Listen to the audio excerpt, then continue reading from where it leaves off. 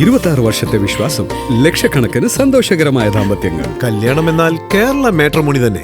Gulf രാജ്യങ്ങളിലുടനീളം കനത്ത വ്യോമാക്രമണവുമായി Iran. തങ്ങളുടെ നിരീക്ഷണ കേന്ദ്രങ്ങൾ, സൈനിക അടിസ്ഥാന സൗകര്യങ്ങൾ, ഭൂഗർഭ ആയുധ സംഭരണശാലകൾ എന്നിവ ആക്രമിച്ച യുഎസിനുള്ള തിരിച്ചടി എന്നോണമാണ് ഇറാന്റെ ആക്രമണം ശക്തമായതോടെ കുവൈത്ത് വ്യോമപാതയും അടച്ചു. ഗൾഫ് രാജ്യങ്ങളിലുടനീളം കനത്ത വ്യോമാക്രമണമാണ് ഇറാൻ നടത്തുന്നത്. തങ്ങളുടെ നിരീക്ഷണ കേന്ദ്രങ്ങൾ, സൈനിക അടിസ്ഥാന സൗകര്യങ്ങൾ, ഭൂഗർഭ ആയുധ സംഭരണശാലകൾ എന്നിവ ആക്രമിച്ച യുഎസിനുള്ള തിരിച്ചടി എന്നോണമാണ് ഇറാൻ ആക്രമണം നടത്തുന്നത്. ആക്രമണം ശക്തമായതോടെ തന്നെ കുവൈത്ത് വ്യോമപാത അടച്ചുപൂട്ടി.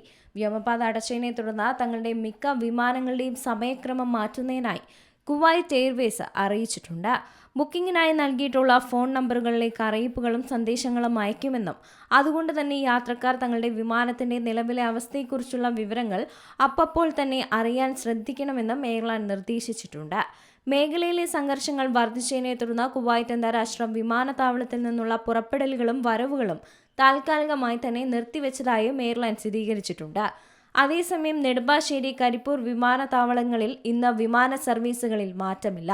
ഡ്രോൺ ആക്രമണത്തെ തുടർന്ന് സൈനികർക്ക് പരിക്കേറ്റതായും വൈദ്യുതി സൗകര്യങ്ങൾക്ക് കേടുപാടുകൾ സംഭവിച്ചതായും കുവൈത്ത് അധികൃതരും അറിയിച്ചിട്ടുണ്ട്. വൈദ്യുതി ജലശുദ്ധീകരണ പ്ലാന്റിൽ തീപിടുത്തമുണ്ടായതായി അധികൃതർ അറിയിച്ചു. പ്ലാന്റിന്റെ സുരക്ഷയും ഗ്രിഡിന്റെ സ്ഥിരതയും ഉറപ്പാക്കുന്നതിനായി നിരവധി ജനറേറ്റിംഗ് യൂണിറ്റുകൾ പ്രവർത്തനരഹിതമാക്കിയതായും വൈദ്യുതി ജല പുനരുപയോഗ ഊർജ്ജ മന്ത്രാലയം സ്ഥിരീകരിച്ചിട്ടുണ്ട്.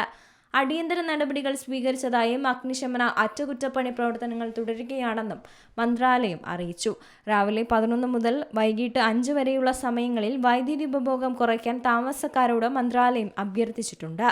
ബഹ്റൈനിലും മുന്നറിയിപ്പ് സൈറണുകൾ മുഴങ്ങി. അമേരിക്കയുടെ ആക്രമണ പരമ്പരയ്ക്ക് മറുപടിയായി ബഹ്റൈൻ, ജോർദാൻ, കുവൈത്ത് എന്നിവിടങ്ങളിലെ അമേരിക്കൻ കേന്ദ്രങ്ങൾ ആക്രമിച്ചതായും ഇറാൻ സൈന്യം സ്ഥിരീകരിച്ചു. ഹോർമസ് കടലിടുക്കിൽ 4 കപ്പലുകൾ നിർത്തിയതായും ഖനികളിൽ നിന്നുള്ള ടാങ്കർ സ്ഫോടനങ്ങൾ റിപ്പോർട്ട് ചെയ്തതായും ഇറാന്റെ റവല്യൂഷണറി ഗാർഡ് കോർപ്സ് അവകാശപ്പെടുന്നുണ്ട്. എന്നാൽ ഈ അവകാശവാദം യുഎസ് ജനറൽ കമാൻഡ് നിഷേധിക്കുകയാണ്. ഹോർമോസ്ഖാൻ പ്രവിശ്യയിൽ യുഎസ് ആക്രമണത്തിൽ 3 പേർ കൊല്ലപ്പെടുകയും 8 പേർക്ക് പരിക്കേൽക്കുകയും ചെയ്തതായാണ് ഇറാനിയൻ സ്റ്റേറ്റ് മീഡിയ പറയുന്നത്. തങ്ങളുടെ വ്യോമാതിർത്തിയിൽ പ്രവേശിച്ച് രാജ്യത്തെ ലക്ഷ്യമിട്ടെത്തിയ 10 ഇറാനിയൻ മിസൈലുകൾ വെടിവെച്ചിട്ടതായും ജോർദാൻ സൈന്യം അറിയിച്ചു. ആളപായമോ നാശനഷ്ടങ്ങളോ ഉണ്ടായിട്ടില്ലെന്നും സൈന്യം കൂട്ടിച്ചേർത്തു. International desk, Zee Malayalam news. ഏറ്റവും പുതിയ വാർത്തകളും വിശേഷങ്ങളും വിരൽത്തുമ്പിലറിയാൻ സീ മലയാളം ന്യൂസ് എല്ലാ ഡിജിറ്റൽ പ്ലാറ്റ്ഫോമുകളിലും ലഭ്യം.